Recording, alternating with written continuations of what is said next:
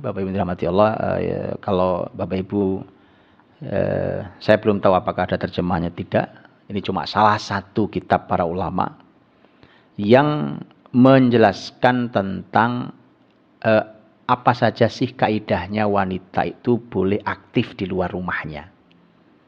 Ya kan, itu sudah diringkaskan lebar. Tapi ada buku yang detail. Di antaranya sudah saya sampaikan dan yang saya janjikan yaitu kitab Dhawabit Tasghil An-Nisa. Nanti silahkan di-download, ada. Bahkan webnya yang punya kitab ini punya web sendiri. Dr. Adnan Baharis, ini adalah salah satu ahli pendidikan Islam hari ini. Beliau dosen di Ummul Qura, dan Bapak Ibu dirahmati Allah, pengalaman saya membaca tesis disertasi tentang pendidikan Islam. Menurut saya Ummul Qura punya ciri khas yang kokoh, tajam, dan analisa Quran hadisnya kuat tentang dunia pendidikan.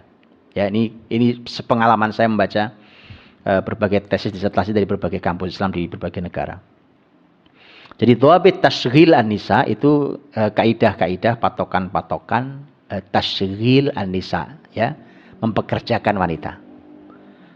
Tulisannya Dirasah Nadhariyah fi Dhawabit Musyarakatin Nisa.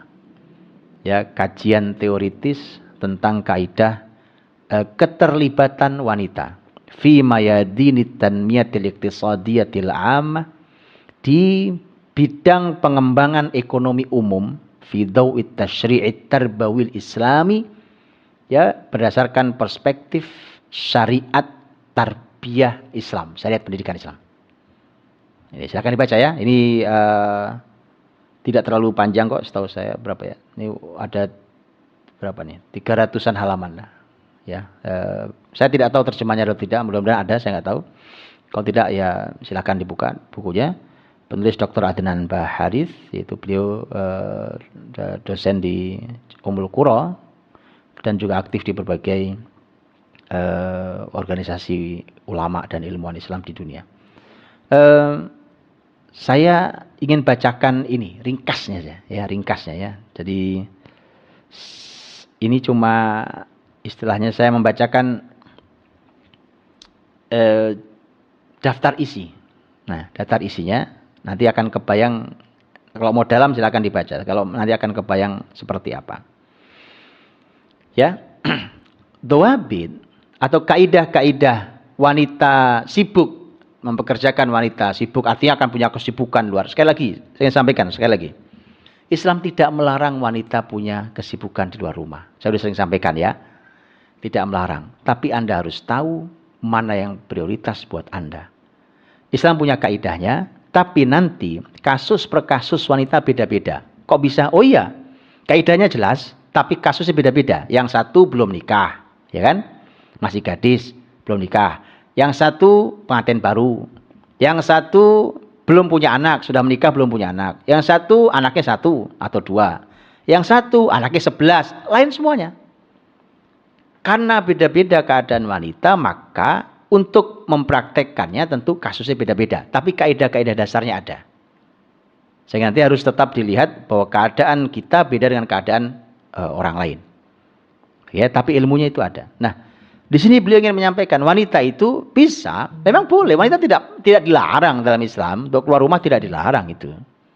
Hanya ada panduannya. Nah, wanita bahkan aktif, ya, mereka mencari tadi pengembangan ekonomi. Jadi mencari ekonomi, nyari uang, boleh dalam Islam, boleh. Tapi ada dhawabit kata beliau, ada kaidah-kaidahnya. Beliau sampaikan ada beberapa dhawabit. Ya, ada beberapa kaidahnya dan beberapa patokannya itu, yang setiap patokan itu masih beliau kasih subnya nanti penjelasannya. Ya kan? Yang pertama, patokan yang pertama itu yang dhawabit akhlaqiyah. Nah, jadi ini patokan kaidah yang berhubungan dengan akhlak. Nah, itu ada beberapa poin. Ya, ada beberapa poin. Umpamanya contoh ya. Dalam bab ini tajannub ikhtilatin nisa al-amilat birrijalil ajanib fil amal. Ya, harus menghindari bercampur aduknya wanita yang bekerja dengan laki-laki dalam pekerjaannya.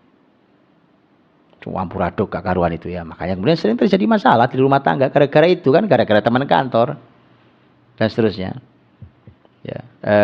Kemudian contoh lagi ada kaidah yang kedua, tahrim. Ini urusan kaidah yang berhubungan dengan akhlak. Tahrim ashkalit tijar bin nisa'il amilat. Haramnya berbagai macam bentuk memperjualbelikan wanita pekerja. Bukan cuma pelacur loh, mohon maaf ya, bukan cuma pelacur yang haram tuh. Kita suka lupa, loh wanita banyak dipajang-pajang, dipajang-pajang di mana-mana itu, kemudian pekerjaan ini syarat wanita penampilan menarik. Itu ngapain tuh? Mau dipajang-pajang kan? Itu maksudnya. Beliau katakan haram hukumnya ketika wanita dijual, yang dijual itu. Ya. Makanya kemudian tahrim at-tijar bisuwarin nisa, dengan foto-foto perempuan, penampilan perempuan itu. Tahrim at-tijar bi aswatin nisa, dengan yang suara, bi a'radin nisa, tentang kehormatan ini. Oke, itu tawabit yang sifatnya akhlak. Itu beliau menyampaikan ada di akhlak, tentang tema akhlak itu ada 2 tadi. Kemudian beliau mengatakan yang kedua adalah dawabit yang berhubungan dengan kemanusiaan. Kalau tadi akhlak, ini kemanusiaan. Jadi kaidah mempekerjakan wanita, kaidah wanita dalam urusan ekonomi dengan sudut pandangnya adalah kemanusiaan. Ad-dawabit al-insaniyah, kemanusiaan. Ada 3 poin. Ya, at-tarafu' bin nisa'il 'amilati 'anil a'malil mihaniyatil wadhi'ah. Bahwa dalam Islam itu perempuan yang bekerja itu harus dijaga agar dia tidak mengambil pekerjaan-pekerjaan yang wadhi'ah, yang merendahkan bagi perempuan, yang menghinakan perempuan. Itu pembahasannya di buku, silakan dibaca. Kemudian yang kedua, himayatun nisa al-'amilat minal a'malis syaqatil mudniyah. Harus melindungi wanita yang bekerja dari pekerjaan yang berat sekali. Gak manusiawi perempuan melakukan mungkin bisa. Perempuan suruh naik pohon kelapa 15 meter bisa. Cuma mbok fikirlah secara manusiawi gitu maksudnya. Coba difikirkan manusiawi. Perempuan bawa tronton besar bisa. Ada contohnya. Coba dari sisi manusiawi masuk gak sih gitu? Sampai seperti itulah. Ya. Dhamanul haqqil malil nisa'il 'amilat, harus dijamin wanita mendapatkan hak hartanya. Ya, jangan sampai wanita dizalimi. Kalau dia sudah bekerja, dia berhak mendapatkan hak harta. Itu yang kedua ya, yang berhubungan kaidah yang berhubungan dengan kemanusiaan. Ada ad-dawabit as-sihhiyah. Ini penting banget hari ini. Masya Allah, hari ini sudah mulai banyak dikaji nih. Ya, ulama sudah ingatkan ini. Yaitu ada yang berhubungan dengan kesehatan. Kaidah-kaidah ya, wanita nyari harta tapi hubungan dengan kesehatan. Dengan kesehatan harus sangat dijaga betul tuh, kesehatan. Ini beliau memberikan tiga kaidah dalam kaidah ini. Ada tajannub ta'thiratil amalis salbiyah ala sihhatin nisa'il jismiyah. Jadi harus dihindari ya kan, pengaruh negatif untuk kesehatan wanita secara fisik. Kan fisik laki perempuan tidak sama kan? Tidak sama. Karena tidak sama itu, bukti paling gampang ya kita tahu nanti, karena ada poin yang ketiga nanti masalah rahim secara khusus. Karena yang pertama tentang fisik, pengaruh negatif untuk kesehatan fisik. Yang kedua adalah kesehatan jiwa, dan yang ketiga adalah kesehatan reproduksi wanita. Contoh paling gampang kan gitu, laki-laki nggak punya rahim, perempuan punya rahim yang harus dijaga betul dalam segala makna penjagaan. Akhirnya kemudian terjadi apa? Hari ini Masya Allah sulit sekali perempuan hamil tuh. Betul ya? Kalau kita lihat zaman dulu ibu nenek-nenek kita hamil lahir, mudah semua hamil lahir, asal pengen lahir aja gitu. Hari ini kasus sesar lagi. Ini zaman tidak normal.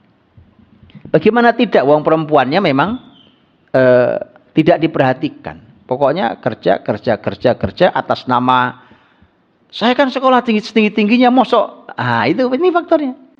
Jadi Islam ini ingin memuliakan, bukan ingin membatasi Anda. Tapi ingin memuliakan, ingin membahagiakan. Ini agama fitrah ini. Ya.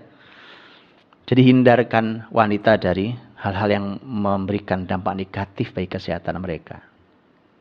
Ya. Kemudian ada kaidah lagi. Itu kaidah yang berhubungan dengan keluarga. Ad-dhawabit al-usariyah. Nah itu. Ya, kaidah-kaidah yang berhubungan dengan keluarga. Itu beliau memberikan ada 5. Ini sudah kita bahas nih banyak nih. 1, himayatu usarin nisa'il amilat minat tafakkuk. Harus dijaga perempuan yang mencari uang itu harus dijaga jangan sampai keluarganya retak. Ya toh? Kerja, keluarganya retak. Apa indahnya? 2, riayatun nisa al-amilat liqawamatil azwaj minal ikhtilat. Ini sering kita bahas nih. Wanita yang bekerja ini, yang punya penghasilan ini harus sangat menjaga qawamahnya laki-laki. Gara-gara kerja dapat penghasilan, suaminya jatuh di hadapan dia. Ini orang suka nggak perhatikan itu. Saya sudah pernah sampaikan, seingat saya mungkin ya, pernah saya sampaikan bahwa lama-lama ini kalau tidak hati-hati, wanita itu nggak perlu laki-laki. Karena Allah lebihkan laki-laki di atas perempuan itu jelas teks Qur'ani ayat yang sering kita baca. Wa bima anfaqu min amwalihim, dikarenakan laki-laki menafkahkan sebagian hartanya. Lalu perempuan punya harta sendiri. Bahasanya adalah aku nggak perlu uang kamu. Ya kan? Aku penghasilanku malah lebih gede dari kamu kok. Loh, kadang ini. Ya kan? Aku punya penghasilan sendiri kok.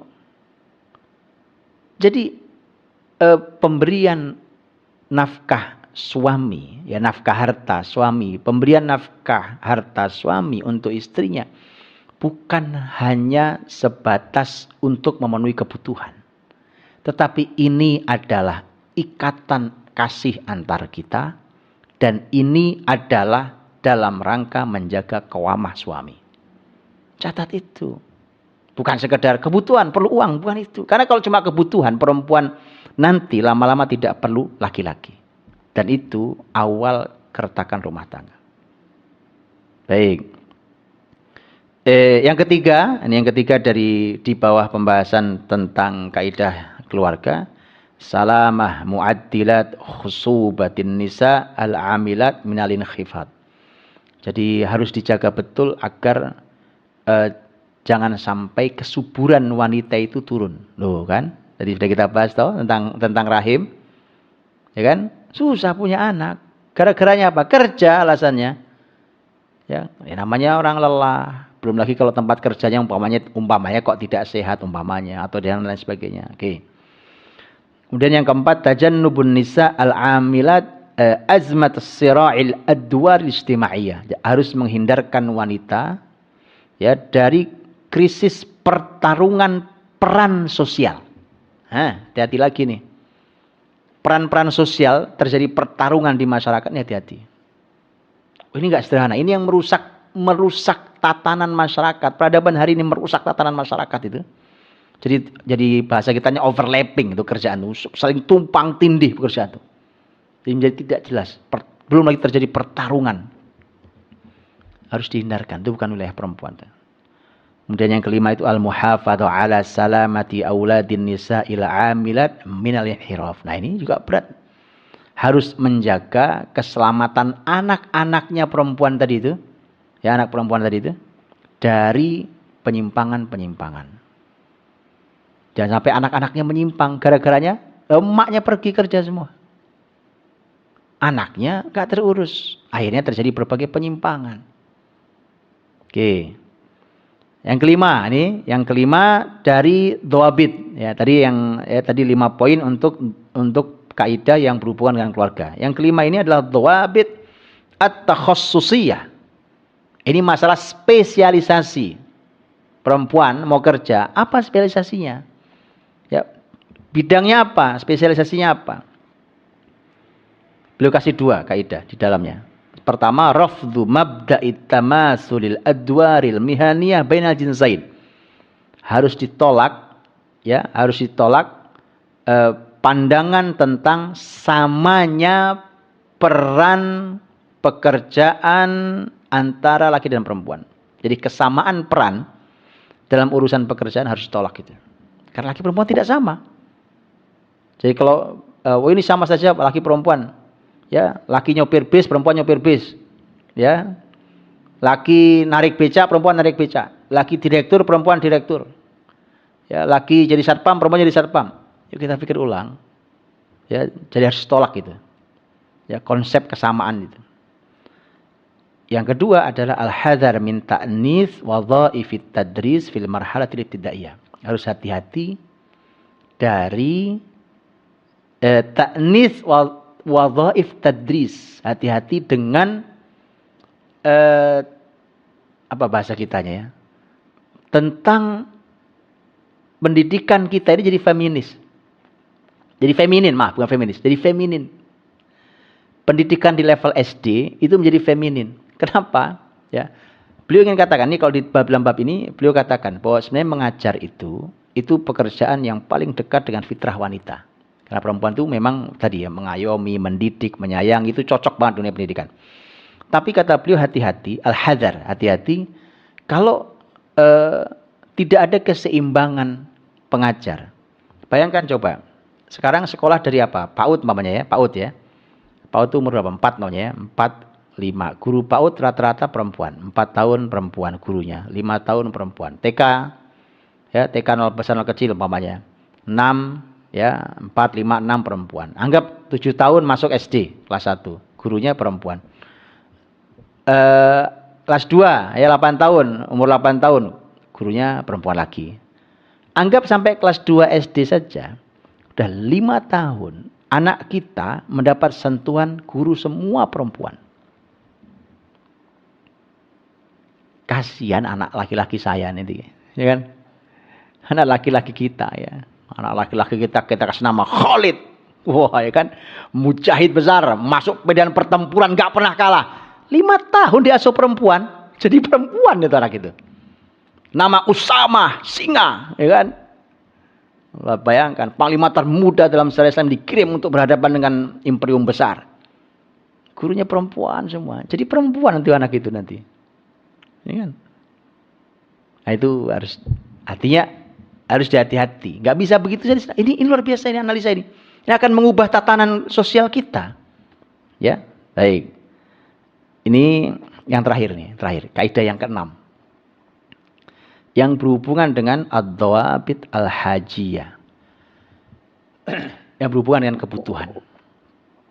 Berhubungan dengan kebutuhan. Di sana ada beberapa kaidah tuh. Ada mulai i'timad 'alal umalat nisa'iyah fi qiyamin nahdhah iqtisadiyah. Tidak boleh bersandar kepada pekerja wanita dalam masalah kebangkitan ekonomi. Enggak bisa. Jadi kebangkitan ekonomi jangan disandarkan tulang punggungnya itu perempuan. Tetap tulang punggungnya laki-laki. Ya, yuk kita pikirkan yuk. Perempuan terus yang ngurusi ekonomi ya pantesan ya kan. Ya, kemudian kita bicara tentang masalah kebangkitan ekonomi umat, yang ngurus saja perempuan ya kan. Ya kita pikir ulang lah ya kan. Dan yang kedua, tajannub ta'thir a'dadin nisa'il 'amilat 'ala ziyadati nisabil batalah fir rijal. Harus dijauhkan pengaruh jumlah perempuan yang bekerja, ya, pengaruhnya terhadap bertambahnya prosentase pengangguran laki-laki. Nah, ini laki-laki nganggur, kenapa? Tempatnya ditempatin perempuan. Ini efeknya kemana-mana ini masalahnya. Ya, itu harus diukur sampai ada ukurannya. Kemudian yang ketiga, at-ta'kid ala hajatin nisa' al-iqtisadiyah lil amal. Harus dipastikan tentang kebutuhan wanita secara ekonomi untuk bekerja. Betul nggak wanita itu sebenarnya perlu bekerja? Yang perlu mendapatkan penghasilan sehingga dia harus diizinkan untuk keluar. Cek betul. Mereka-mereka yang sudah tidak perlu bekerja, sudah cukupi oleh suaminya, kenapa sengsarakan diri untuk itu? Sekali lagi tidak dilarang ya. Tapi kalau sampai harus meninggalkan rumah, jauh dari anak, jauh dari suami segala macam. hanya atas nama ekspresi, mengekspresikan ilmu atau mengekspresikan diri atau apa. Coba dicek kebutuhan itu. Kenapa kita tidak ingin bahagia? Itu pertanyaan saya. Kenapa kita tidak ingin bahagia? Islam ingin membahagiakan kita. Saya kira itu. Barakallahu fikum. Kalau mau detail silakan dibaca kitabnya. Dhawabit Tasghil Nisa, Dr. Adnan Baharis.